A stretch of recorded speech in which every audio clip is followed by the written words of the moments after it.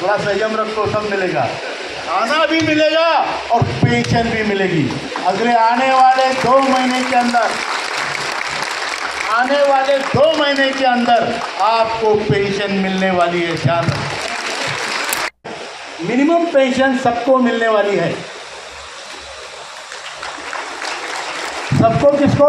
जिसको 1 रुपया भी पेंशन मिलती है उसको मिनिमम पेंशन मिलने वाली है। उसके लिए आपको कोई पैसा भरना नहीं है। अब उन्होंने जो बोला है वो 99% सच होगा। अगर 1% सच नहीं होगा तो लड़ने की तैयारी है। ಅಶೋಕ್ ರಾವತ್ ಅವರಿಗೆ ಜಯವಾಗಲಿ, ಸಿ.ಎಸ್. ಸ್ವಾಮಿ ಅವರಿಗೆ ಸುಬ್ಬಣ್ಣ ಅವರಿಗೆ, ವೀರ್ ಕುಮಾರ್ ಅವರಿಗೆ ಜಯವಾಗಲಿ, ರಾಷ್ಟ್ರೀಯ ಸಂಘರ್ಷ ಸಮಿತಿಗೆ ಜಯವಾಗಲಿ, ರಾಷ್ಟ್ರೀಯ ಸಂಘರ್ಷ ಸಮಿತಿಗೆ ಜಯವಾಗಲಿ, ಅಶೋಕ್ ರಾವತ್ ಅವರಿಗೆ ಜಯವಾಗಲಿ, ಅಶೋಕ್ ರಾವತ್ ಅವರಿಗೆ ಜಯವಾಗಲಿ। इस समस्या से जूझ रहे हैं, लड़ रहे हैं, इसलिए आपको ये समस्या मालूम है। रोजमर्रा की जिंदगी में बिना पैसे के, बिना अपनी कमाई के कैसे जिया जा सकता है, इसका आप ज्वलंत उदाहरण है।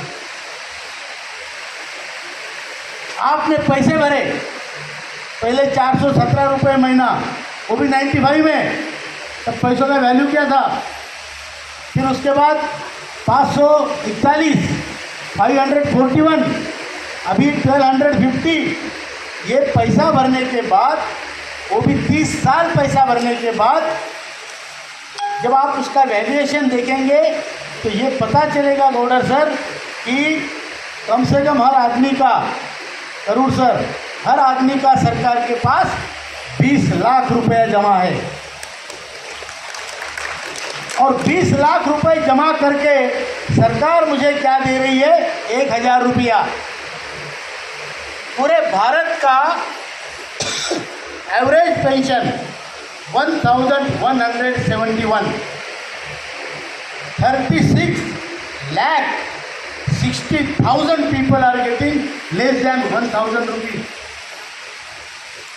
ये कौन सी व्यवस्था है भाई? लोगों से पैसे निकाल लिए और उसके बाद में उसको 1000 रुपये देके 60 साल की उम्र के बाद बुढ़ापे में बोल रहे हो कि तुम और तुम्हारी पत्नी 1000 रुपये में जियो। कौन सी व्यवस्था है? ऐसा कौन सा देश है जो कामगारों को, श्रमिकों को लूट के और फिर उन्हें बुढ़ापे में मरने के लिए छोड़ता है? ये बदलना चाहिए कि नहीं बदलना चाहिए? बदलना चाहिए कि नहीं बदलना चाहिए? और हम बदलेंगे, आप बदलेंगे। आपको, हमको न्याय इस व्यवस्था से लेना है। उसके लिए जो भी कीमत चुकानी पड़ेगी हम चुकाएंगे, लेकिन न्याय लेके रहेंगे। मंजूर है? आज इसके लिए नेशनल एजुकेशन कमेटी, जो आज आपको बता दूं मैं कि हम सबके लिए गर्व की भी बात है और कई बार मुझे लगता है शर्म की भी बात है कि बूढ़े लोगों का ये हमारा जो संगठन है ज्येष्ठ नागरिक का, ये दुनिया का सबसे बड़ा संगठन है। दुनिया का, विश्व का सबसे बड़ा ज्येष्ठ नागरिकों का संगठन नेशनल एजुकेशन कमेटी है। इसके ऊपर हमने केवल आंदोलन तो हमने बहुत किए, सब मालूम है आपको, आप लोग उसमें शामिल होते हैं कि आपकी समस्या है, आप एनएसी के योद्धा हैं। आंदोलन किए, उसका परिणाम ये हुआ कि आदरणीय प्रधानमंत्री जी ने हमको 2 बार बुलाया, दोनों बार आधे घंटे की चर्चा की और दोनों बार आश्वासित किया कि आपका काम मैं करूंगा। दूसरी बार जब हम मिले तो मैं दूर खड़ा था, वो आके मेरा हाथ पकड़ के खींच के ले गए, बोले फोटो निकालते हैं। मैंने बोला सर काम कब करेंगे ये बता दो। वो बोले आपका काम हो रहा है, इसमें ब्यूरोक्रेटिक अड़चने हैं, वो अड़चने जैसे सॉल्व होती है मैं आपका काम करूंगा, मैं उसके लिए कटिबद्ध हूँ। लेकिन एक आदमी से व्यवस्था नहीं चलती, चाहे वो प्रधानमंत्री जी क्यों ना हो, क्योंकि व्यवस्था में इतने बड़े आईएएस अधिकारी हैं, बड़े ट्रेंड IAS अधिकारी है, उनको ट्रेनिंग दी थी अंग्रेजों के ज़माने से चली आ रही है। बराबर है? बराबर है? क्या ट्रेनिंग है? कोई भी चीज़ को ना कैसे कहना। आप उनके सामने कहो कि ये गाय है, बोलेगा ना ये भैंस है। उसको बोलो ये बैल है, बोलेगा नहीं गाय है। ये उनका ट्रेनिंग है। तो ये सबसे बड़ा चैलेंज हमारे सामने था कि पॉलिटिशियन लोग समझ जाते हैं, क्योंकि उनको चुन के आना है, उनको प्रसिद्धि भी मिलनी है, उनको कीर्ति मिलेगी, तो काम करना चाहते हैं। लेकिन ब्यूरोक्रेटिक लोग, उनको कोई काम से मतलब नहीं, दी जाओ पैसा आओ, ये सिस्टम है। तो हमने उसके बाद ब्यूरोक्रेटिक सिस्टम के सबसे बड़े जो अधिकारी हैं भारत देश में, उनके साथ हमारी मीटिंगें हुई, प्रेजेंटेशंस हुए। आपको बता दूं, कैबिनेट सेक्रेटरी जो भारत का सबसे बड़ा ऊंचा ओहदा होता है, ऊंचा दर्जा होता है। मेरी भाषा समझ में आ रही है? भाषा समझ में आ रही है थोड़ी? क्योंकि मैं कन्नड़ बोलूंगा तो आपको बिल्कुल समझ में नहीं आएगी। कैबिनेट सेक्रेटरी से हमारी 2 घंटे चर्चा हुई, राउंड टेबल कॉन्फ्रेंस हुई, expenditure secretary, finance secretary, labour secretary. तो जो ब्यूरोक्रेसी है उसके सारे टॉप क्रीम से हमने बात की, उनको हमने अपनी बात समझाई, वो बात भी समझ गए और तभी इसको गति मिलनी शुरू हुई। हमने आदरणीय वित्त मंत्री से कम 3 बार मुलाकातें की, चर्चा की। उन्होंने ट्विटर में भी डाला था, I met commander Ashok Raut and his NSC team. देश का अर्थमंत्री लिखता है कि आपकी कीमत है, आपकी कीमत कम नहीं है, लेकिन यह आपकी कीमत तब तक है जब तक आप संगठित रहोगे। संगठित रहना आपकी कीमत के लिए बहुत ज़रूरी है, नहीं तो हमें कोई नहीं गिनता है, ना घर का आदमी गिनता है ना बाहर का गिनता है। बराबर है? बच्चे भी अभी वो कीमत नहीं देते, बीवी तो बिल्कुल ही नहीं देती, उसका काम निकल गया, आपका काम हो गया। क्यों? क्योंकि अभी बच्चा बड़ा हो गया। अब बीवी बोलती है, बच्चा बोलता है, बाबा अप्पा मेरे लिए क्या किया?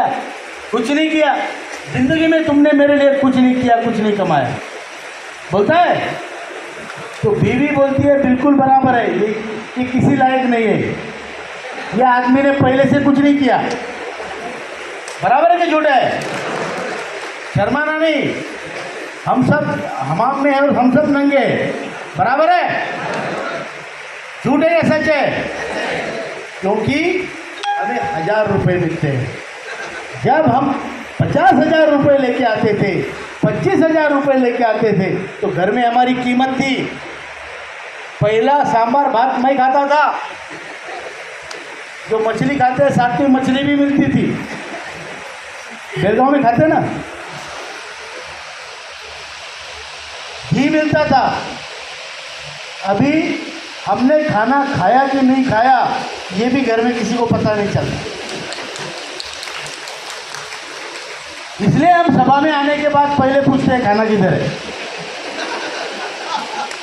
थोड़ा संयम रखो, सब मिलेगा, खाना भी मिलेगा और पेंशन भी मिलेगी। अगले आने वाले 2 महीने के अंदर, आने वाले 2 महीने के अंदर आपको पेंशन मिलने वाली है। ध्यान रखो।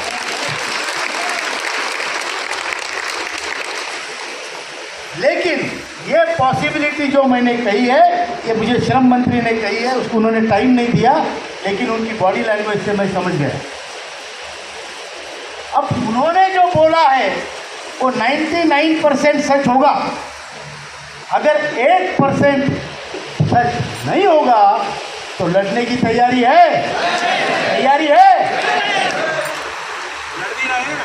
लड़ रहे हैं, लेकिन इससे ज़्यादा लड़ेंगे करोड़ साहब, ताकत लगा देंगे।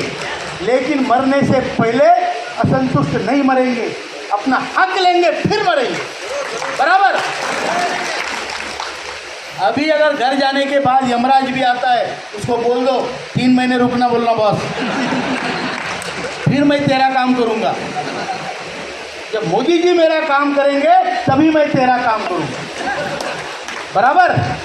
और एक बार पेंशन मिलने लगी, थोड़ा दो दिवाले हम अच्छा खाने लगे, थोड़ा सेटिस्फाई हो गए, तो फिर यमराज 4 साल नहीं आएगा आपके पास, 5 साल 10 साल, बराबर है कि नहीं, बराबर है कि नहीं। तो ये हमें करना है, हमें बिल्कुल डरना नहीं है। पहली बात तो हमें जीतना है, हारने का ऑप्शन हमारे पास नहीं है। या तो हम जीतेंगे या जरूरत पड़ी तो मरेंगे, लेकिन जीतेंगे या मरेंगे, हारेंगे नहीं, हारेंगे नहीं। तो ये हमें करना है। अभी मैं आपको बता दूं, 20 दिसंबर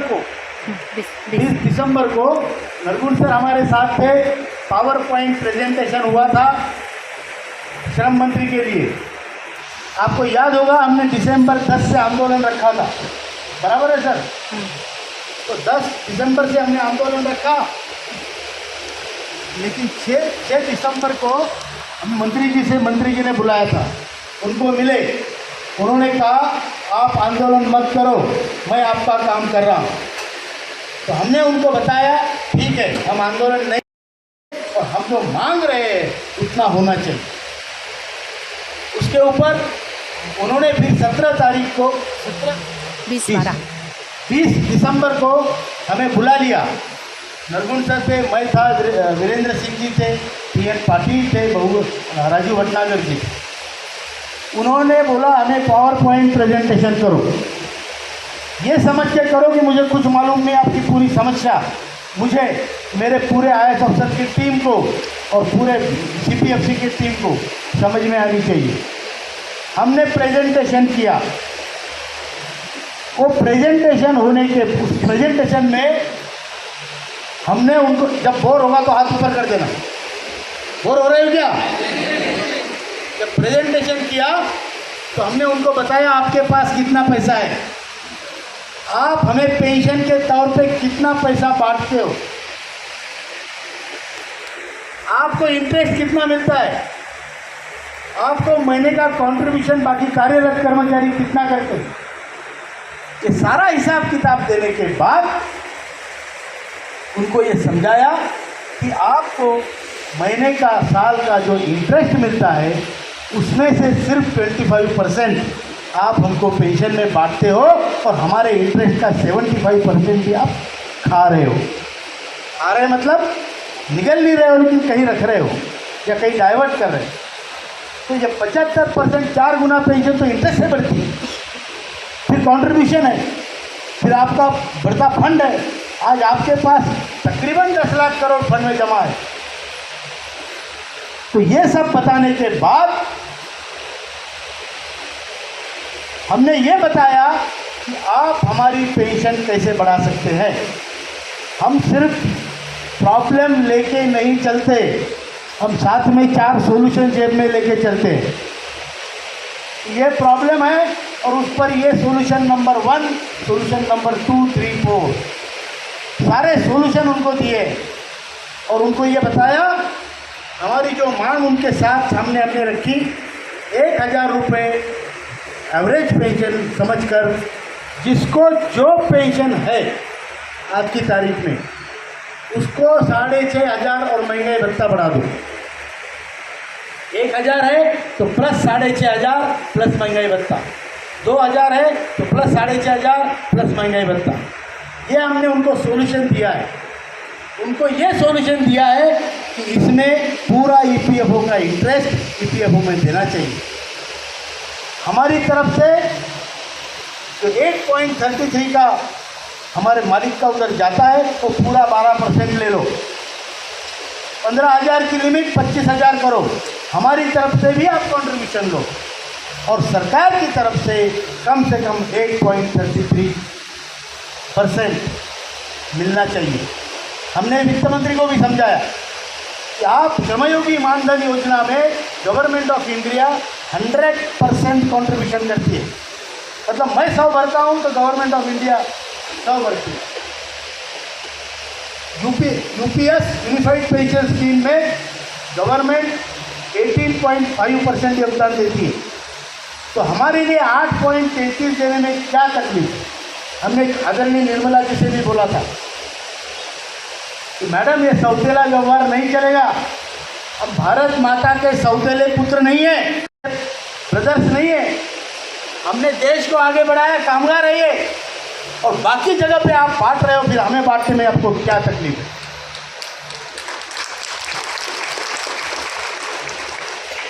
पावर पॉइंट प्रेजेंटेशन जब हुआ तो मंत्री जी बोले आपका प्रेजेंटेशन बहुत अच्छा था, मैंने इसमें से काफ़ी सीखा है, ये उनके वर्ड बोल रहा हूँ। और आपका प्रेजेंटेशन का तरीका, आप लोग नम्र होने के बावजूद अपनी जगह पे अडिग हो और अपनी बात रखने में सक्षम हो, और इस पे काम होना चाहिए। वो बोले मैं मंत्री हूँ, लेकिन मुझे ये मालूम है कि किसी आदमी ने कंट्रीब्यूशन नहीं किया, उसको हम 3,000 रुपये फुकट पेंशन दे रहे हैं। बराबर है? बराबर है क्या भाई? हमने बोला नहीं सर, एक घर में 2 बुढ़े होते हैं, आप 6,000 दे रहे हो एक घर में, बराबर है? उन्होंने एग्री किया। हमने बोला हमको जो पेंशन चाहिए वो इससे बढ़िया पेंशन मिलनी चाहिए, और वो उसी के ऊपर काम कर रहे हैं, ये उन्होंने हमको बताया। उसके बाद अभी ये 19 तारीख परसों, उसके बाद 19 नहीं 21 फरवरी को, 21 फरवरी को हमको एक दिन पहले 20 को फ़ोन आया, मंत्री जी ने बुलाया, कल बैठक है। अब हम तो रहते 1,500 किलोमीटर दूर, बराबर है? ऐसे वैसे करके जुगाड़ करके हम लोग पहुँच गए। पहुँचने के बाद मंत्री जी ने बुलाया, बड़ी गंभीरता से बुलाया, बड़े प्रेम से बुलाया, चाय वाय पिलाई, और उन्होंने कहा राहुल जी आपके लोगों को जाके बता दो कि उनका काम मैं कर रहा हूँ और अच्छा काम कर रहा हूँ।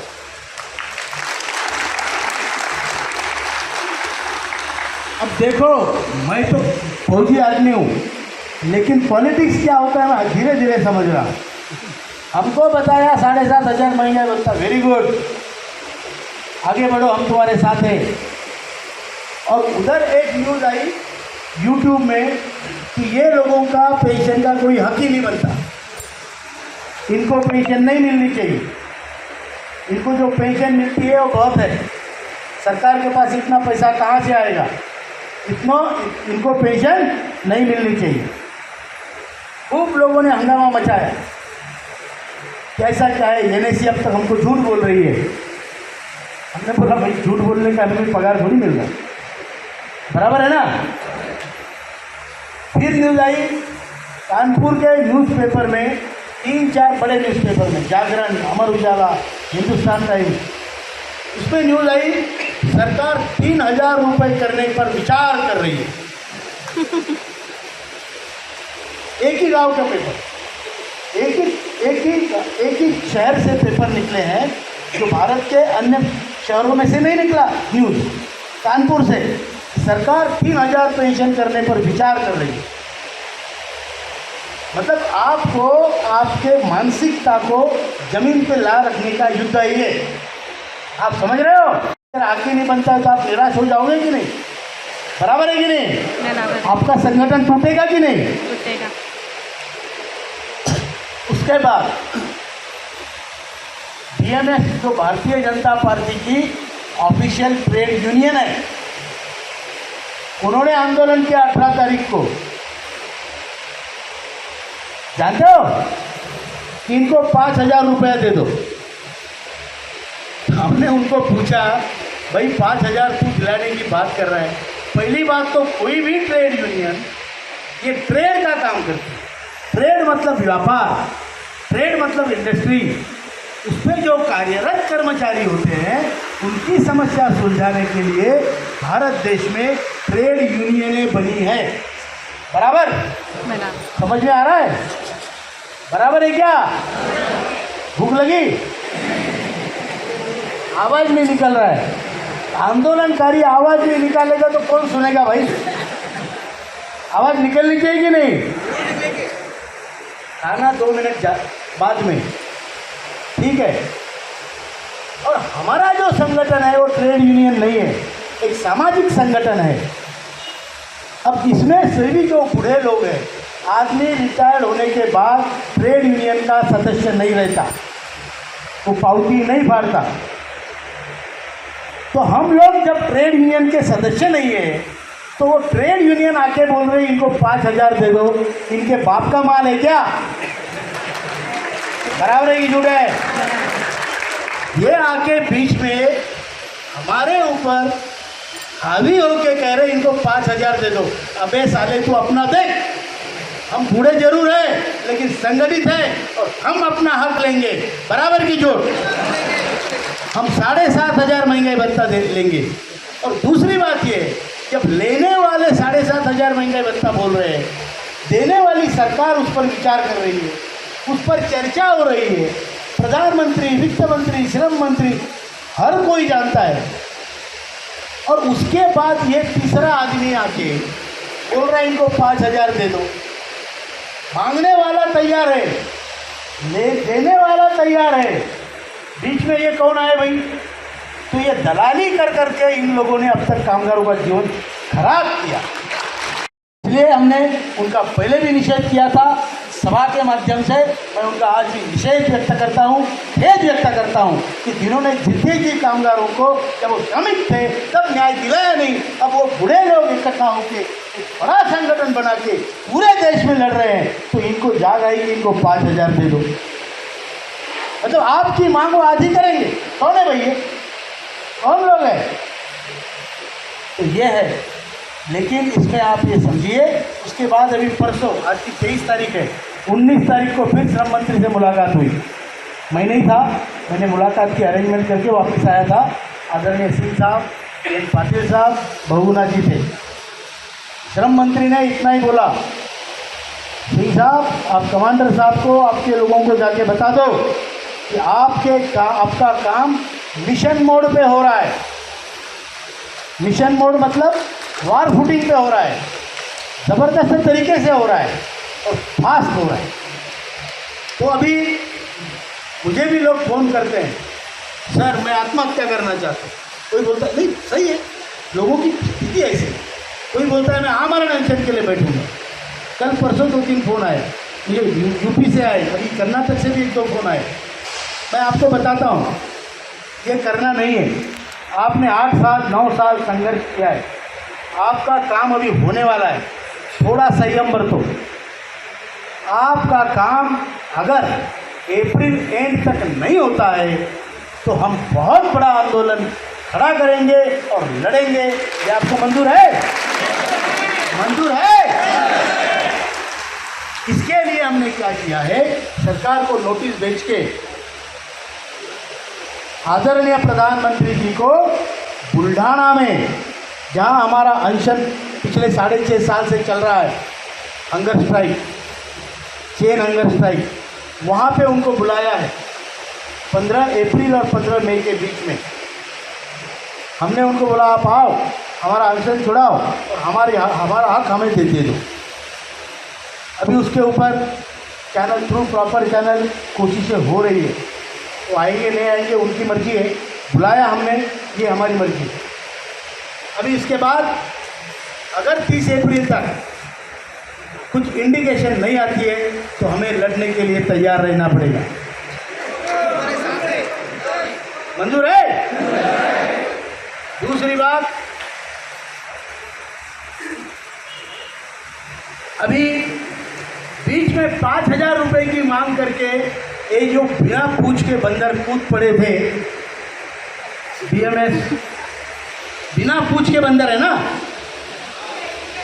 पूछ होती तो बंदर कहते हैं, बंदर भी नहीं कह सकते। बराबर है? ये जो कूद पड़े थे और कह रहे थे कि इनको 5,000 दे दो, अगर हम चुप रहे तो सरकार मानेगी चलो अपना योजना सक्सेसफुल हो गया, ये लोग 5,000 पे संतुष्ट है। अरे मांग ही कम कर रहे हो, बराबर है क्या?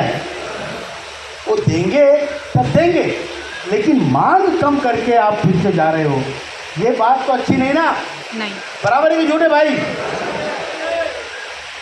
तो इसलिए हमको आने वाले 24-25 मतलब कल और परसों 2 दिन पूरे हिंदुस्तान में जहाँ जहाँ EPFO ऑफिस है हम हजारों की संख्या में एकत्र होंगे और 7,500 महंगाई भत्ते की मांग रखते हैं।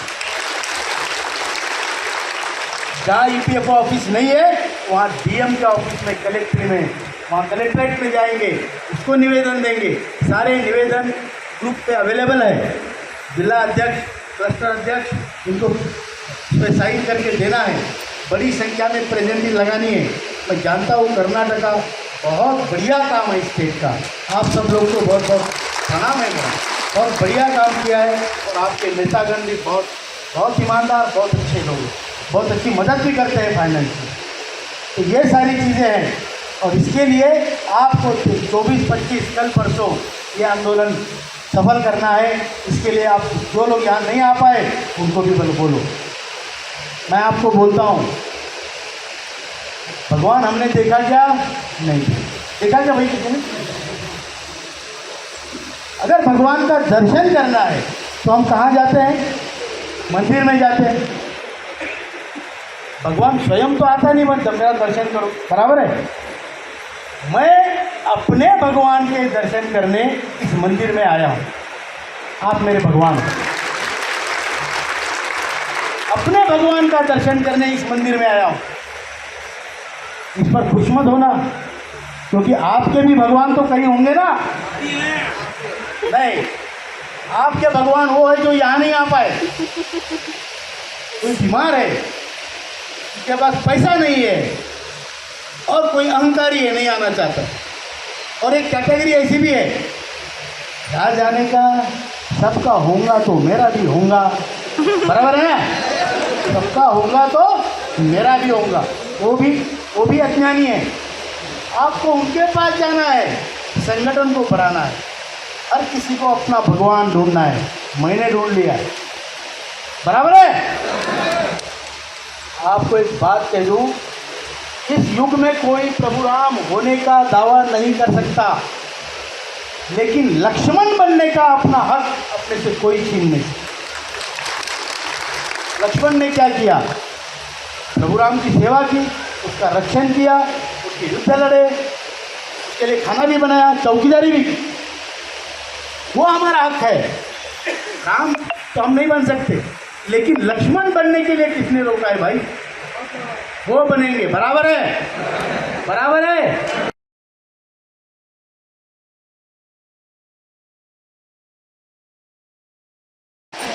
आपको लगता है भाई ये पैसे 120 रुपया देना है साल का, देना है तो दो, नहीं देना है तो मत दो। ये संगठन कैसे चलता है मैं आपको बता दूं। ये संगठन मंदिर जैसा चलता है।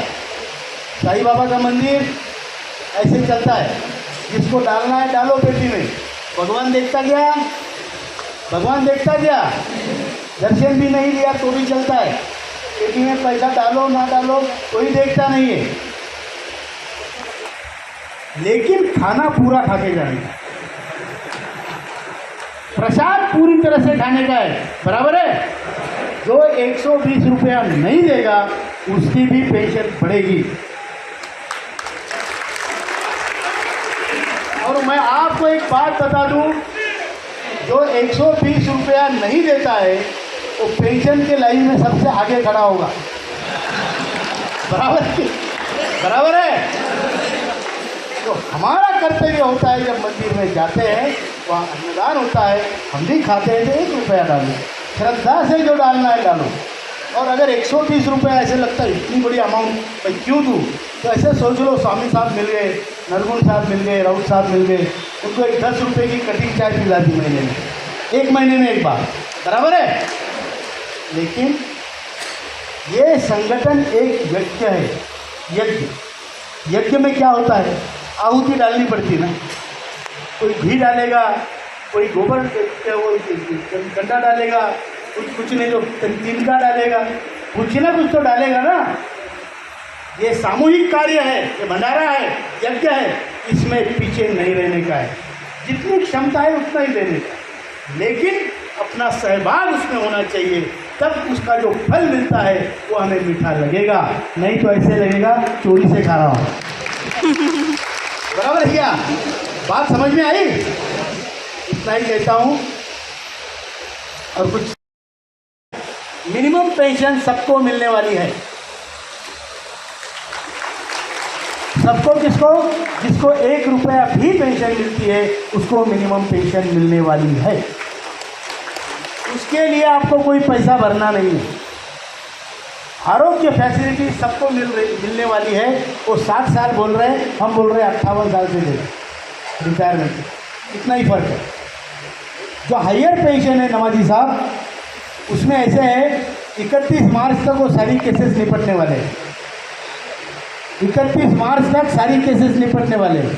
फिर वो आपको फॉर्म ना बोल के रिजेक्ट करके निपटे या दे के निपटे, वो करने वाले हैं। मंत्री जी ने हमारे सामने कहा है उनको 31 तारीख को मुझे हायर पेंशन का एक भी मामला नहीं। तो ये है, तो इसलिए आप निश्चिंत रहिए। मेरे को कुछ आया गया नहीं आया, फॉर्म नहीं आया, चिंता मत करो। मिनिमम पेंशन आपका हक है तो सबको मिलने वाला है। और वो हक लेने के लिए जिंदा रहना है, लड़ना भी है, और मिलने के बाद 10 साल और खाना है। इतना ही कहता हूँ।